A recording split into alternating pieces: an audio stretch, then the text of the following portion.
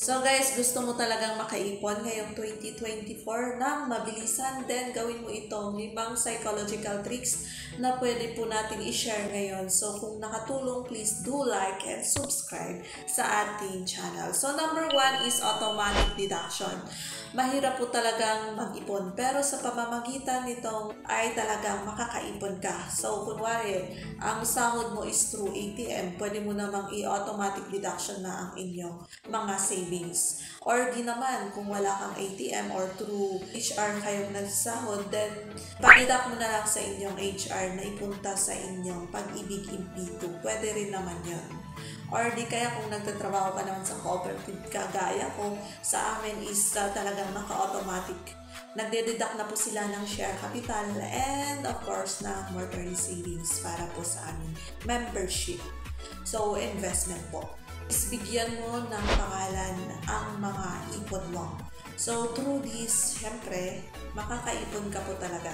Mahirap mag-ipon lalo na kung di mo alam ang pinag-iipunan mo. Pero kung may pinag-iipunan ka, mas motivated ka kasi mas magiging okay pa yan kung magiging connected ka sa ipon mo.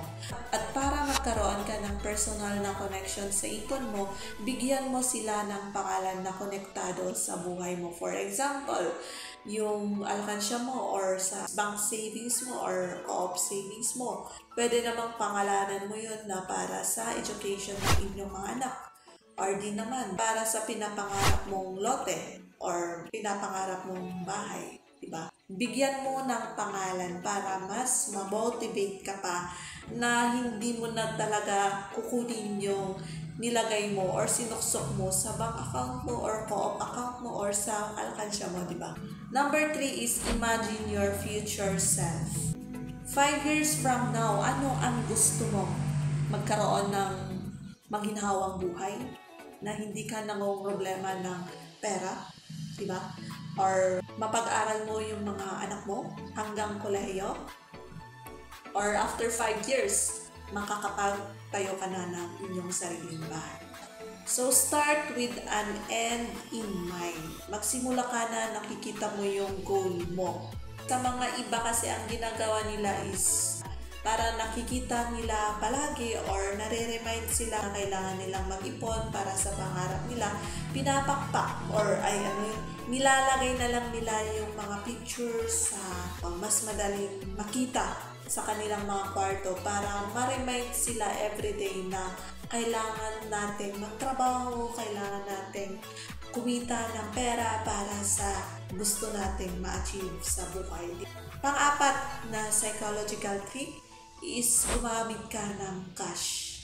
Convenience ang dala ng pagkakaroon ng credit card. Pero kapag wala kang control, baka ito pa ang maging dahilan kung bakit ka mapupunta sa hindi magandang kalagayan. Hindi naman masama ang paggamit ng credit card kung ikaw ay disiplinado at kung alam mo kung paano i-take advantage ang mga promos na mayroon sila. Pero karamihan kasi sa mga nalulubog sa credit card ay yung mga bili ng bili. Isa sa dahilan kung bakit sila bili ng bili ay hindi na nila nakikita ang totoo nilang kapasidad sa pagpili.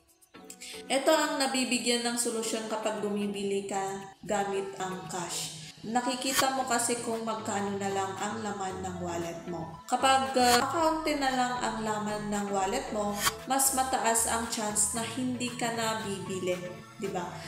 Number 5 is mag-compute ka base sa kinikita mo sa isang oras.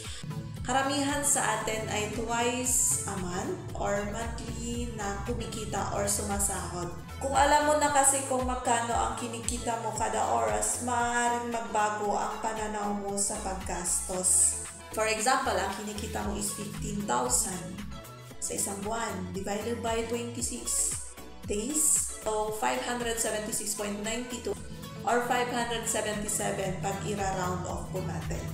So, 577 divided by 8 hours sa isang araw equals 72.13 pesos ang kinikita natin lamang. Ngayon, kung bigla mong nagustuhan na bumili ng milk tea na nagkakahalaga ng 120 pesos, Isipin mo na lang na kailangan mong magtrabaho ng 1 oras at kalahati para sa milk tea na yan. Sa ganyan na paraan, mas mabibigyan mo ng halaga ang pera mo kasi alam mo kung ilang oras ang ginugugol mo para kitain yan.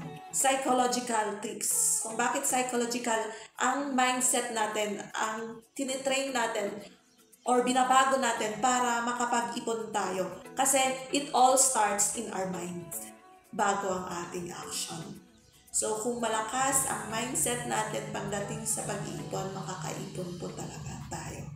So, yan lang po ang ating sharing for today. Marami pong salamat sa lahat po ng ating mga subscribers dyan. And sa mga hindi pa po nakasubscribe, please do like and subscribe kung nakakatulong ang ating mga video sa inyo. Once again, this is me, Bingat Grace, saying sharing is caring. Bye!